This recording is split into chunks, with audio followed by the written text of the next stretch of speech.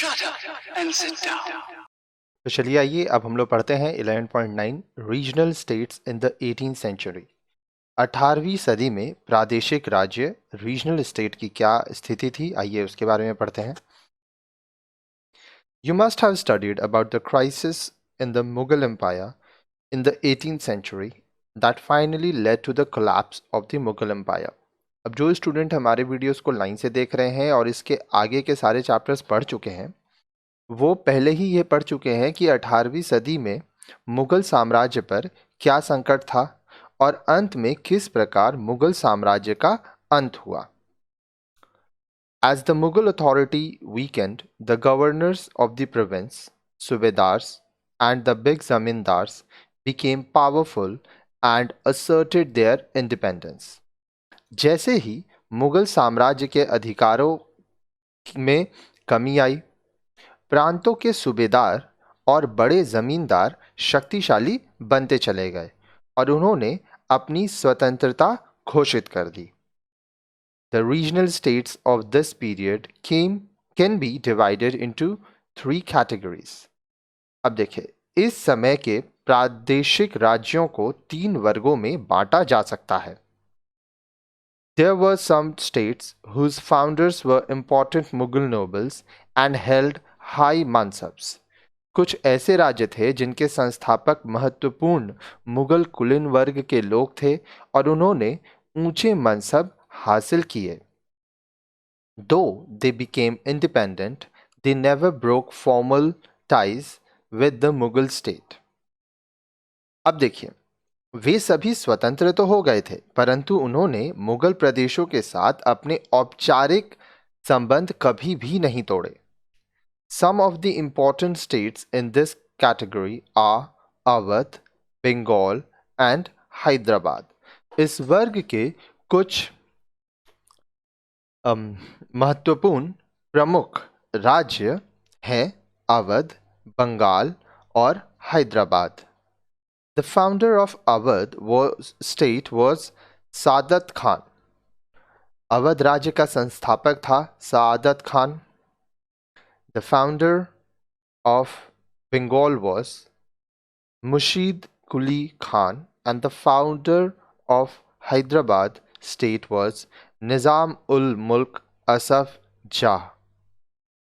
अब देखिए, बंगाल का संस्थापक था मुशीद कुली खान और हैदराबाद का संस्थापक था निज़ाम उल मुल्क Asaf Jah. All 3 were powerful members of the Mughal nobility and were the governors of these provinces. अब देखिए, तीनों ही मुगल अभिजात्य वर्ग के शक्तिशाली सदस्य थे और इन प्रांतों के सूबेदार थे वे। As the Mughal Empire weakened, there was a large-scale migration of soldiers and administrators from Delhi to these new states that promised numerous opportunities. जैसे ही मुगल साम्राज्य शक्तिहीन हुआ, दिल्ली से बहुत बड़ी संख्या में सिपाहियों और सैनिकों ने इन नए राज्यों में अनेक भावी संभावनाओं को देखते हुए प्रवास किया, वो यहाँ रहने लगे। In these states, the position of the previous zamindars changed. इन प्रदेशों में पुराने जमींदारों की स्थिति में बदलाव आ गया। For example, Saadat Khan seized a number of Rajput jamindaris and the agriculturally fertile lands of the Afghans at Rohilkhand. उदाहरण के लिए शहादत खान ने राजपूतों की अनेक जमींदारियां और रोहिलखंड के अफगानियों से उपजाऊ कृषि भूमि छीन ली। Similarly, in an effort to reduce Mughal influence in Bengal, Mushid Quli Khan transferred all Mughal jagirdars to Orissa and ordered a major reassessment of the revenue of Bengal. इसी प्रकार बंगाल में मुगलों के प्रभाव को कम करने के लिए मुर्शिद कुली खान ने सभी मुगल जमींदारों जागीरदारों को उड़ीसा में स्थानांतरित कर दिया और बंगाल में लगान के मुख्य स्रोतों का दोबारा से आकलन करने का हुक्म जारी कर दिया। Revenue was collected in cash with great strictness from all zamindars. As a result, many zamindars had to borrow money from bankers and moneylenders. Those unable to pay were forced to sell their lands to larger zamindars. अब देखिए, सभी जमींदारों से बड़ी सख्ती से लगान इकट्ठा किया गया। इसका परिणाम यह हुआ कि अनेक जमींदारों को साहूकारों और ऋणदाताओं से कर्ज लेना पड़ा। जो लगान का भुगतान करने में असमर्थ थे, उन्हें अपनी जमीनें बड़े जमींदारों को बेचनी पड़ी। Another change in these states was the rise of the bankers and moneylenders or mahajans. इन राज्यों में एक और परिवर्तन आया कि साहूकारों और ऋणदाताओं या महाजनों की संख्या बढ़ती चली गई। The state and the landed class dependent on them for loans. राज्य और किसान ऋण के लिए इन पर निर्भर थे। These bankers in turn became powerful and influenced the administration. अब देखिए आगे क्या हुआ। इसके बदले में ये धनी लोग बहुत शक्तिशाली बन गए और इन्होंने प्रशासन को भी प्रभावित किया। The state auctioned its rights to collect taxes to the highest bidders, who were usually bankers and महाजन। राज्य ने कर संग्रह करने का अधिकार उन लोगों के पक्ष में नीलाम कर दिया जिन्होंने सबसे ऊंची बोली लगाई, और वे प्राय साहूकार और महाजन होते थे। In turn, the bankers promised to pay a fixed sum of money to the state.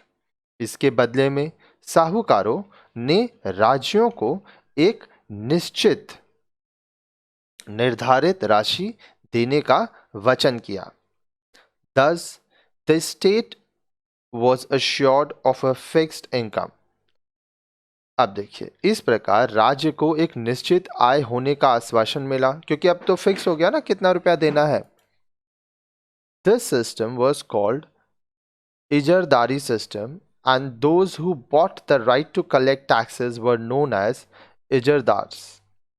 अब देखिए, इस प्रणाली को इजरदारी व्यवस्था कहा जाता था, और जिन लोगों ने कर संग्रह करने का अधिकार खरीदा उन्हें इजरदार कहते थे। The Mughal state had always discouraged this system. Mughal साम्राज्य ने इस व्यवस्था को हमेशा से ही निरुत्साहित डिस्करेज किया। There were chances that those who collected the tax would collect much more than fixed, exploiting the peasants, and would give less to the state, thereby causing a loss to the state revenue.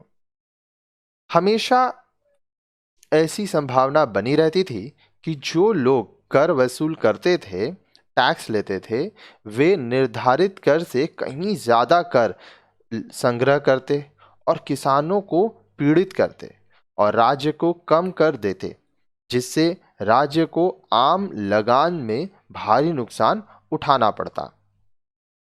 The second category of regional state in the 18th century was those states that had already enjoyed a lot of independence during the Mughal rule as Watan Jagirs. The Rajput states belong to this category. 18वीं सदी में प्रादेशिक राज्यों का दूसरा वर्ग उन राज्यों का था जो मुगल शासन के दौरान वतन जागीरों के रूप में पहले ही स्वतंत्र राज्य होने की स्थिति में थे। राजपूत राज्य इस वर्ग में आते थे। This category of regional states was those that had emerged after rebelling against the Mughal authority. The Sikhs, the Marathas, and the Jats belong to this group. For example, the Sikh rebellion against the Mughals led to state building in the Punjab. प्रादेशिक राज्यों का तीसरा वर्ग वह था जो मुगल साम्राज्य के विरुद्ध बगावत करने के बाद अस्तित्व में आया। सिख, मराठा और जाट इस वर्ग से संबद्ध थे। उदाहरण के लिए, मुगलों के विरुद्ध सिखों के विद्रोह के परिणाम स्वरूप पंजाब में राज्यों की स्थापना हुई थी।